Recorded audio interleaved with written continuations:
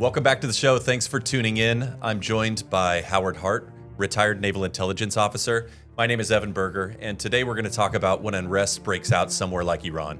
Now, the loudest voices rush to a single question: is the regime about to fall? Intelligence professionals ask a different one. They don't predict outcomes, they track pressure, behavior, and obedience. They watch how instability moves through phases, what indicators persist, and which levers of power still function under stress. In this episode, we break down how intelligence organizations actually assess instability, why mass protests alone don't topple regimes, why patience is an analytic discipline, and why the real tipping point isn't found in the streets but inside the security forces ordered to control them. Welcome to Threat and Theory, where intelligence meets insight, hosted by a veteran of the U.S. intelligence community. We cut past the headlines to show you the world as it actually unfolds. A place where threats are examined before they're obvious, and theory is used to understand what pressure, power, and intent are really doing beneath the surface. Every episode breaks down complex geopolitics, tradecraft, hidden dynamics, emerging technologies, and the human element behind global events. It's like learning chess for the geopolitical world of today. Discover how intelligence actually shapes the world, not through secrets, but through clarity. You're listening to Threat and Theory. Let's begin. Howard, give us a breakdown here, because this is a part of the world that you're really familiar with. Am I wrong? Yeah, this is really an interesting and highly dynamic problem right now. If you were to go back, I'm going to go back to the Obama administration and kind of discuss it, how differently the Trump administration views the Iran situation compared to the Obama administration, and really kind of how it's shaped to where we got here. The Obama administration kind of viewed Iran in a very much more conciliatory, probably isn't the right word, but a management type of, or manageability type of problem set. They looked at the Middle East and they saw three main players. They saw Israel, Saudi Arabia, and Iran. And they saw Saudi Arabia as not a real dependable player. They saw Israel as a powerful player, and they saw Iran as difficult but manageable. And they felt that if we could kind of bring them in through economic incentives and diplomatic incentives in kind of into the world of nations, then we could modify their behavior. Quite honestly, I was sailing the area at the time. I was forward deployed quite a bit to that area. I think that there were some unrealistic expectations that they had for what Iran stood for. I don't think they understood the brittle ideologic zealousness of that regime, and how much of the regime's legitimacy really kind of rested on their willingness and ability to stand up to the United States. And when I talk about legitimacy, I'm really talking about their domestic legitimacy. Okay. Now, President Trump took a far different view. He looked at Israel and Saudi Arabia as more natural allies. He didn't look at Israel as to be something to be managed. He didn't look at Iran as something to rise up as a hedge against Israel power, but he looked at Israel as a natural partner in the region. And so when we look at Trump, he saw that Israel was kind of our partner in the area. He saw Saudi Arabia as a business partner, and he saw Iran as a threat. And so instead of flushing Iran with cash, as Obama and frankly what Biden did as well, he reinstituted sanctions for during both of his his administration's. And this last set of sanctions has really crippled the Iranian economy to the point where we're talking the Iranian rial is just diving as far as its exchange rate, and inflation is around 40 or 50%. Wow. It's beginning to really affect everyday life. So 10 or 11 days, we're recording this the afternoon of January 6th, and I'm going to tell you right now, the situation right now is so volatile that by the time we finish recording this, I cannot guarantee that the tipping point will not have occurred, and I'll talk about the tipping point. As we discuss this, I think this really started 10 days ago. The merchants at the bazaar in Tehran began economic strikes. These were shortly followed by students in the street, which are typical, and it just persisted and persisted. The strikes were relatively small at first, not nearly the scope that occurred 4 or 5 years ago, but they were of a different nature, particularly because of the merchants. When the merchants strike, that's a real signal in Iran. And then something happened on January 2nd. In a town called Elam, which is a kind of a border town near the Iraqi border. It's mostly Kurdish, so the hedge needs to be there. A protest was occurring, daytime protest, and Iranian security forces fired on the protesters. Anywhere from 4 to 8 people were killed. By Iranian standards, that's not a big deal. Sure. But this is a clan-based society, clan-based region, portion of that country. And then they really stepped on it. Yeah. They injured about 30 people at the same time. And as the families gathered in the hospital with their injured, family members, the Iranian security forces showed up with tear gas and rubber bullets and pepper spray and entered the hospital to grab the family members, the injured family members. And that lit a fuse in that part of the country. It's just spiraled since then, particularly in Western Iran. But so far we've seen protests throughout Iran. Over 150 cities now have reported protests, violent protests, vans burnt, people fighting back. They're not leaving the streets. And the security forces do not seem to be able to tamp down the protests at this point. Is the Iranian security force, is that their version of the police, or is that different? Kind of 3 different aspects to it. You got the police, the local law enforcement. These are like the Orange County Sheriffs or the LA County Sheriffs or whatever. Then you have the Basij, and these are more or less the semi-volunteer ideologues. They get paid a little extra, and these are loyal to the government. They're not nearly as trained. I don't think there's really a good equivalent to them here in the United States. And then you have, besides the Basij and the local law enforcement, your final step is the Iranian Republican Guard Corps and their special forces. And these are the hardcore shock troops that are loyal to the government. You have your regular army. They're not necessarily as reliable as that. When you look at the way a country like Iran keeps power, it's kind of tricky because they don't necessarily rely on hardcore repression. For the most part, they rely on kind of soft repression, and that's the economic repression. We'll freeze your bank accounts, or or maybe this job your cousin has with the government will disappear. But when you're when you're going against suddenly the merchants in the bazaars and they're striking, you're kind of losing that one.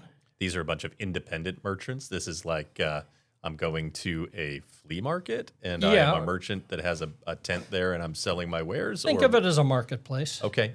Yep. And that's a Middle Eastern marketplace. That's typically where you're running shops. Kind of like a mall on steroids. Okay. And these people are powerful. When they went on strike in 78 and 79, that really was kind of the beginning of the end for the Shah. And so this is a real danger sign for Khamenei, excuse me. What hasn't happened yet? I always like to look at it in phases. Phase 0 is, you got legitimacy at home and abroad. Your repression is done through soft repression. You're being able to co-opt people through your your trappings of semi-democracy, really kind of democracy with a meat suit type of thing. It's really not real democracy, but it is what it is. Okay. And so you have that. And then phase 1, that's kind of where the spark hits. That's where your first that's what happened 10 days ago. Okay. Phase 2 is really kind of where we're at now. And I divide that into 2 stages. 2B is you start seeing the protests on the street, and then you kind of phase 2C is, okay, are these long lasting and are they going to stand up to repression? And we're seeing that really in an advanced stage. Okay. And phase 2C, all the way up to here, this is all within the power of the protesters. Okay. So we're right at, these are all setting the stage now, drying the timber for that next tipping point. This is where we're at a decision point, and we have reached just about that point. And what I saw this morning may have been the beginning of that. Gotcha. I saw a really worrying sign for the regime. Now, I have to hedge it because it happened in Kurdistan, or the Kurdish region of this country. What does that mean for the layman that doesn't know that? What would this happening in the Kurdish region versus another region mean in terms of this level of So that's a great point. First of all, the part of the country it happened in was Abadan. The city it happened in was a place called Abadan. Okay. And Abadan is a Kurdish part of the country, but it is Shia. So there's a couple dynamics there. Being Shia means that it takes the religious aspect out of it. You have the Sunni and Shia. This is the Iranian government's a Shia government. Okay. But Kurdish is ethnically different than most Persians. Okay. And so there's a little bit of that involved too. Kurds tend to be a little more clan-like. Abadan is not far from Elam, where this massacre happened. A few days ago. It's in the same province, as a matter of fact. That whole province is on fire right now. But what I saw this morning, just a couple hours before I came here, was there was a protest on the street, huge protest on the street, to the point where I've seen huge protests all day all over Iran, as a matter of fact, including in Tehran, larger than at any time I've seen. But in Abadan, the community had taken over the street, and there was a short video, which I got a screen capture of, that showed the police standing on top of the police station cheering the protesters. That is the first sign I've seen of cracks in the security forces. Now, it's not the Basij, and it's not the IRGC. This is the local police. This is the local police. Yeah. And it'll be really interesting to see what happens, whether somebody's going to fill that vacuum over the next 24, 48 hours in that particular province. But this is a real danger sign for the Islamic Republic right now. Yeah. This is the this is we're at the stage now where Khamenei might be looking at packing his bags. Yeah. That's how quickly gotcha. this thing this could turn either way right now. We're really at the precipice of I don't know which way this is going to go anymore. Yeah. If you'd asked me 2 days ago, I'd still say 80% chance this goes. The government will be able to survive this. I'm right now maybe 60% chance the government survives this. Yeah. And so this is what we were calling phase 2C. Phase 2C, phase 3 is when security forces stop reacting or they turn over. Now, this is one police station in one city. That city is phase 3. Yeah. Okay. That's one city in a province. It's not Tehran, right? Yep. Mm-hmm. Is that a trend or is that an isolated incident? Sure. This is a situation, though, that we would consider heating up pretty quickly here. And the last 24 hours has just been really fast. Yeah. So it's that's escaping. It's escaping them. So if that is phase 3, what does phase 4 look like? Phase 4 means Khamenei is flying to Moscow. Okay. And phase 5 is the last phase, and that's where you have people jockeying for power and so on. Wow. So this is real world stuff that's happening in that part of the world. This is seeing a seated leader of a powerful nation potentially having to exile to somebody that'll protect him. Yeah, basically. I mean, we saw it with Syria last year. Mm-hmm. This is and I go back to Gaza. Mm-hmm. And the attack on October 7th. Mm. And we talked about this in our first episode together. Yep. And they lit the fuse. Hamas was a client of Iran. Gotcha. And here we are. And we're looking at potentially the end of the Islamic Republic. Yeah. What does that mean in your eyes?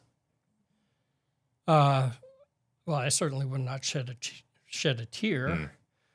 For Iran itself, Iran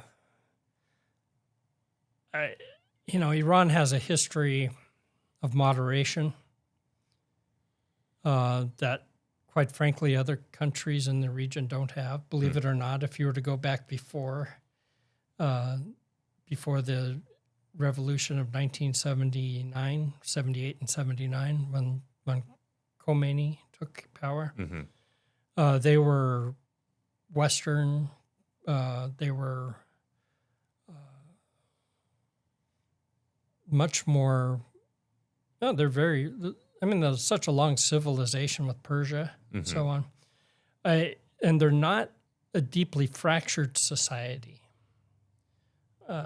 So I don't know that we would see a situation of deep instability like we have in other countries. Now, maybe that's a little Pollyanna-ish, but I think that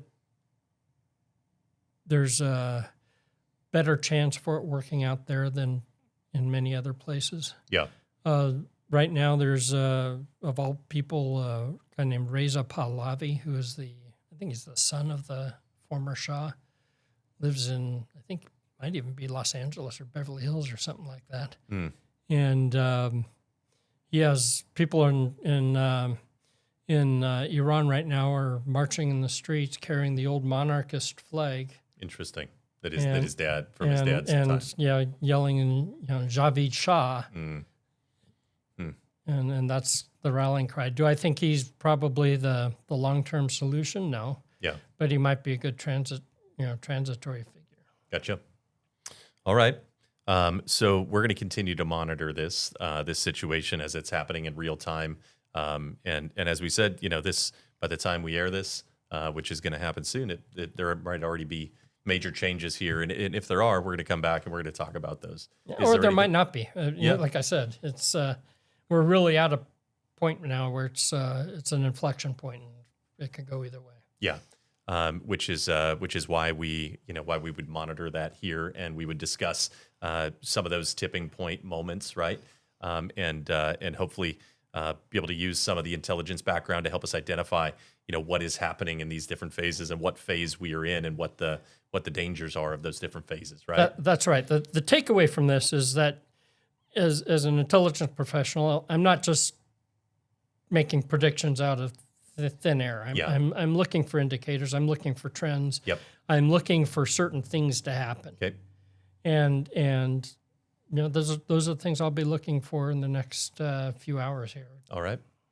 Well, thank you, Howard, for bringing this up to speed, and we're going to continue to monitor this, and we're going to be back with updates as they become available. So, thank you guys for watching. We'll see you soon.